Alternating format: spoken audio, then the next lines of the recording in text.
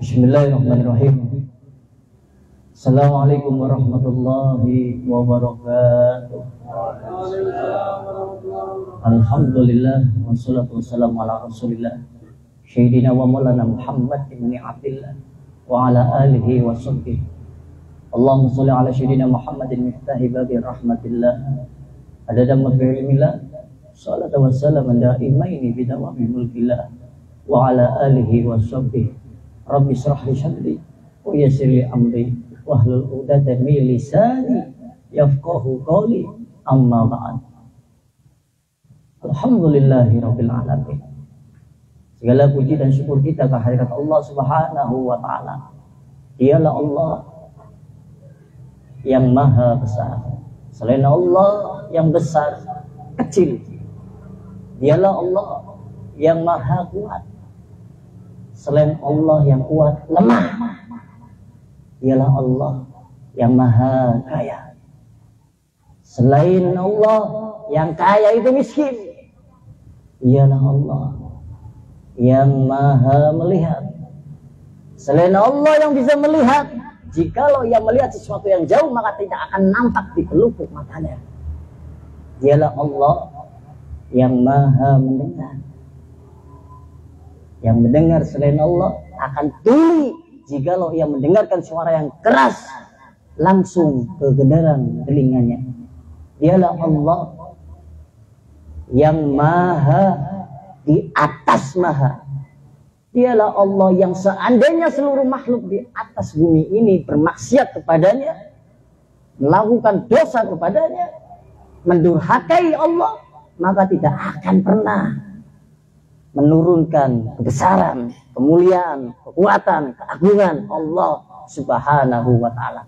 Dan seandainya seluruh makhluk yang ada di bumi bersolawat, beribadah semuanya kepada Allah, tidak akan menambah keagungan Allah sedikit pun, walaupun itu hanya setitik debu.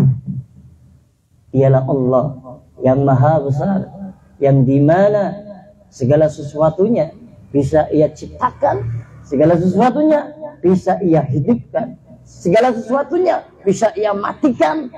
Semua terserah kuasa daripada Allah Subhanahu wa ta'ala.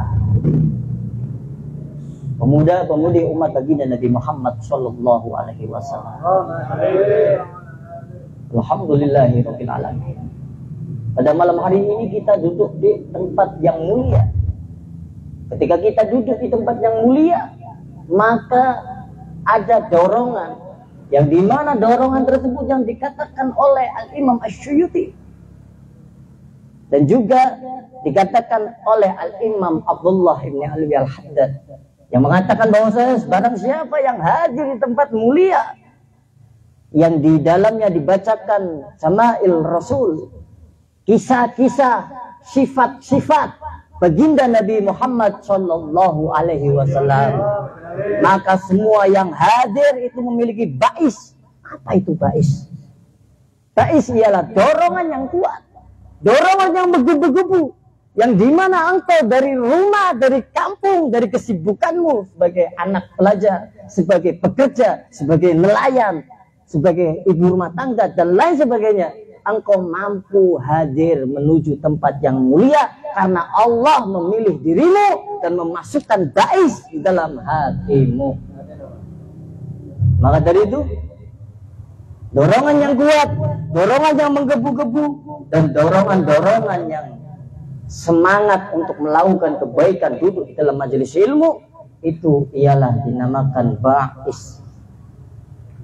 Dan pada malam hari ini kita tasyakuran di tempat, di pasar, yang dimana asal antum tahu bahwasanya Al-Imam Syafi'i dalam kitabnya Fikih Ibadah menjelaskan syaitan itu akan menjerat anak Bani Adam. Dia akan memancangkan benderanya, dia akan menancapkan benderanya, dia akan mengibarkan benderanya itu di pasar-pasarnya. Paham dong? Makanya dengan adanya pembacaan Maulid Nabi Muhammad SAW di tempat yang tempatnya di Hola Motor, yang insya Allah awal yang baik ini bisa membendengi daripada usaha saudara Mukmang, yang insya Allah dengan usahanya semakin mendekatkan dia kepada Allah. Amin. Semakin bertambah maju. Amin. Dan semakin rendah hati. Amin. Dan semakin mengerti akan hidup ini tujuannya itu apa. Ingat, di dalam kitab yang ditulis oleh Ibnu Hajar Al-Haytami, An-Ni'matul Kubra Al-Alam, di situ dijelaskan bahwasanya di mana atau di suatu tempat yang dibacakan maulid Nabi seperti tadi, walaupun jenengan gak paham artinya, walaupun jenengan bacanya susah, itu proses. Walaupun jenengan jenuh dan lain sebagainya, di suatu tempat apapun itu dibacakan maulid Nabi Muhammad SAW, maka di dalam kitab yang dikarang atau ditulis oleh Al-Ibnu Hajar Al-Haytami, beliau mengatakan bahwasanya di situ ada juga yang meriwayatkan dari Al-Imam Fakhruddin Ar-Razi. Al-Imam Fakhruddin Ar-Razi mengatakan, di mana tempat dibacakan maulid Nabi Muhammad sallallahu alaihi wasallam, sahibul hajat, sahibul bait, yang memiliki hajat seperti saudara Mukmang, memberikan makanan, minuman kepada mereka-mereka yang hadir untuk membaca maulid Nabi Muhammad, bersalawat kepada Nabi Muhammad SAW, maka minuman ini ketika engkau minum, dia akan memberontak di dalam tubuh kita, beristighfar kepada Allah, memintakan segala ampunan untuk kita yang meminum air tersebut. Bayangkan kalau kita minum air 1 botol, kita minumkan ke dalam diri kita yang penuh dosa, yang keras hati, sing wangkang, sing sungkan dinasihati, sing merasa gemede, sing merasa apa-apa bisa dewek. Padahal segala sesuatunya itu milik Allah. Jika engkau merasa memiliki, maka ketika diambil itu semua akan kecewa.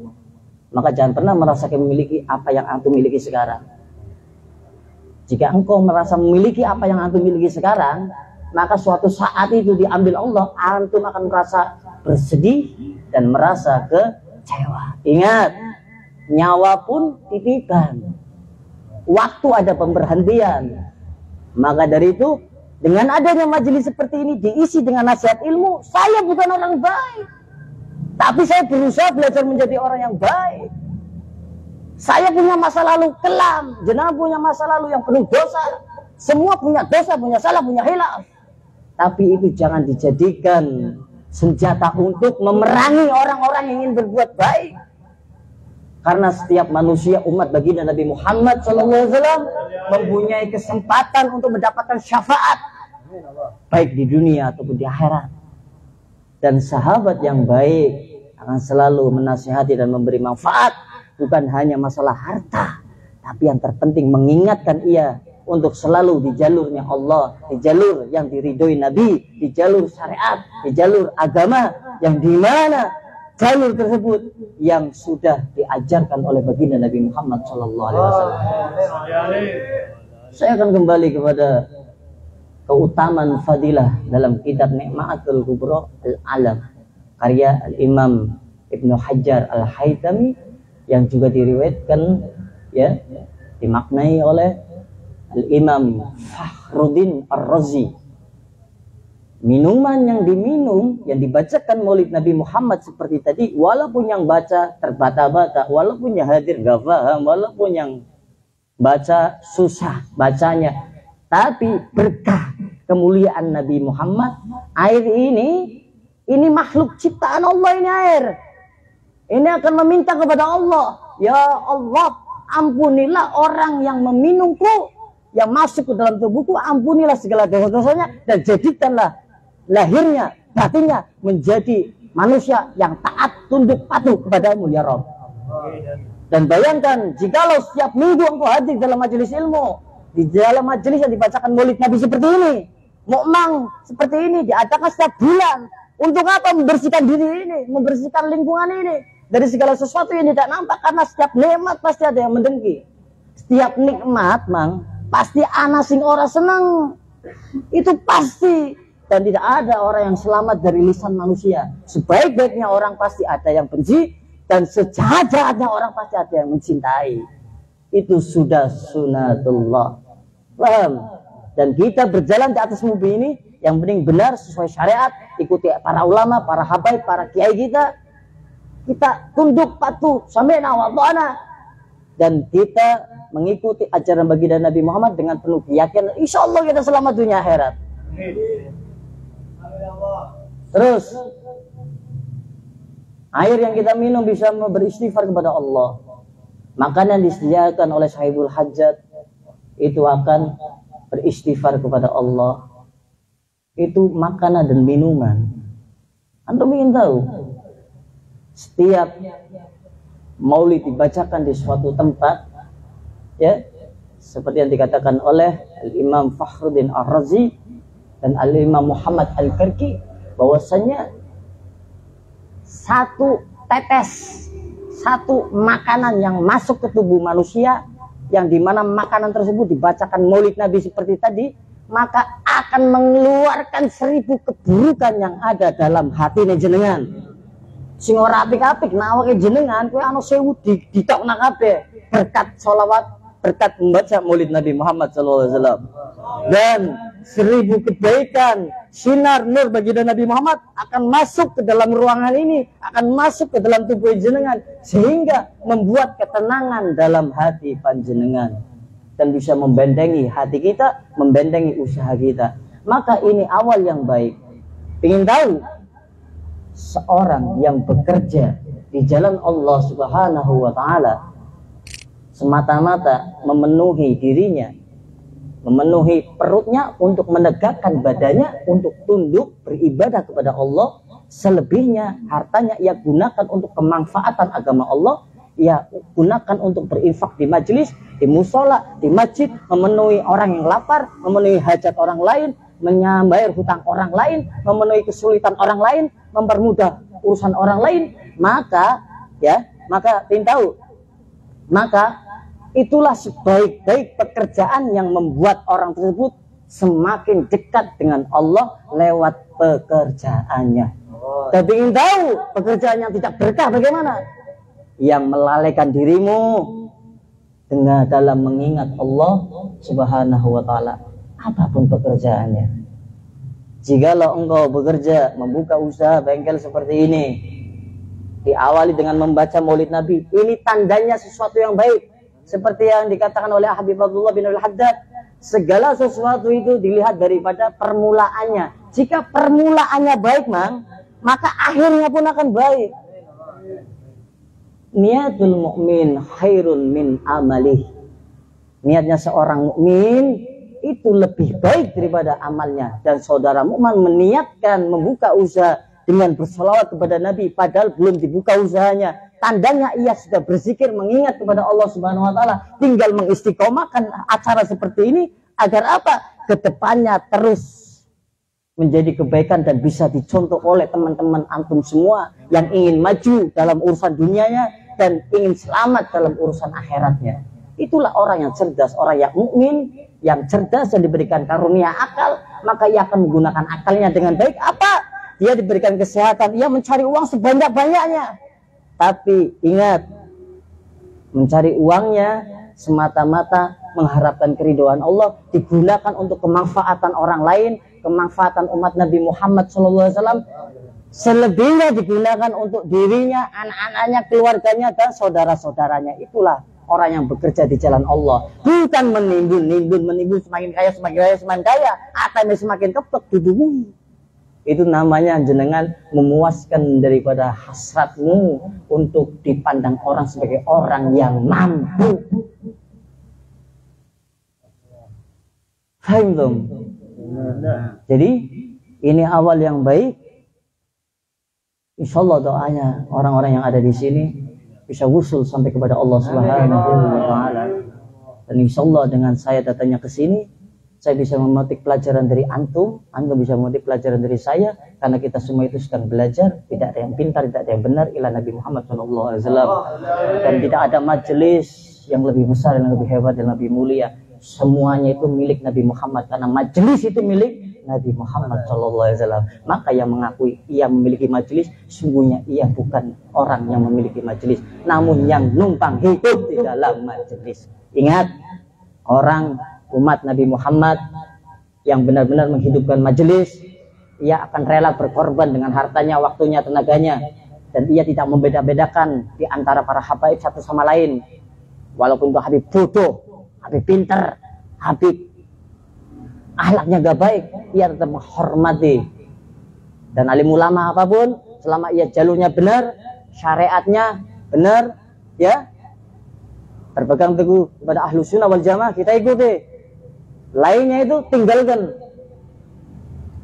Dan kita belajar mencintai, bukan belajar membenci. Kita belajar mengasihi, bukan belajar menghasut, memprovokasi. Kita belajar bukan anak yang lebih baik, tapi kita semua belajar menjadi manusia yang lebih baik. Ingat, ini acara seperti ini insya Allah turun barokah, turun rahmat. Di barokahnya tempat ini ya insya Allah ya. Insya Allah saudara mukmin semakin rendah hati, semakin baik, semakin ingat harta yang sesungguhnya ialah harta yang engkau keluarkan di jalan Allah, yang digunakan untuk kemaslahatan agamanya Allah, untuk kemaslahatan umat Nabi Muhammad, dan selebihnya itu untuk memenuhi dirimu sehingga engkau bisa menegakkan badanmu untuk beribadah kepada Allah. Selebihnya kita serahkan kepada Allah Subhanahu wa ta'ala. Saya yakin ini jika tetap bersolawat, mengadakan acara seperti ini rutin, walaupun 3 bulan sekali atau 4 bulan sekali, di rumah ataupun di sini, insya Allah kita tidak butuh maju pesat, kita butuh stabil pendapatannya, kita butuh berkah pendapatannya. Karena apa? Berkah itu ialah ziyadatu fil khair, bertambahnya kebaikan dalam hartamu, maka semakin banyak engkau memiliki harta, maka semakin banyak pula engkau memberi, semakin banyak pula engkau membelanjakan hartamu di jalan Allah Subhanahu wa taala. Jikalau berkah itu masuk ke dalam umurmu, semakin tua engkau semakin taat kepada Allah, semakin tua engkau semakin tunduk kepada Allah, semakin tua engkau semakin rendah hati, semakin tua engkau semakin menjaga silaturahim, bukan memutus silaturahim. Itu berkah maknanya ziyadatu fil khair. Berkah hartane oleh metu. Saya yakin jenengan ingin jadi orang yang baik, tapi ingat, usaha yang baik, usaha yang benar, itu yang diniatkan karena Allah dan karena Rasulullah, dan dia punya niat bukan memenuhi dirinya, tapi membahagiakan orang lain, selebihnya untuk dirinya. Dan usaha yang baik, satu tetes keringat ini, kata Al-Habib Hasan bin Abdullah bin Umar Asy-Syatiri, setiap orang yang mengeluarkan satu tetes keringat bekerja karena Allah, maka satu tetes keringat ini bisa menjadi penghapus, menggugurkan dosa kita. Bayangkan itu. Ning duwe niat miki ya, aku luwih duit nggo anak aku, nggo bojone aku, nggo ibadah karo Allah. Lebih niku aku tak gunakan nang jalan Gusti Allah. Ki sekringet kiye bakalan jadi penghapus dosane jenengan. Bayangkan kowe. Jenengan kerja gal dina, mikir gal dina, kerja ora kudu ngetokna tenaga. Mikir yang mau mampu mikir tak bisa jadi penghapus dosane. Ning niate kayak mau, ya, karena niatul mukmin khairun min amali. Niatnya seorang mukmin lebih baik daripada amalnya. Karena apa? Allah memandang hamba itu bukan memandang dahulu amalnya, tapi terlebih dahulu memandang daripada hatinya. Wallahu a'lam bishawab. Insyaallah sedikit nasihat ini bisa menjadi pelajaran untuk saya pribadi khususnya, dan umumnya untuk antum semua. Wallahu a'lam bishawab. Al-afu minkum. Assalamualaikum warahmatullahi wabarakatuh.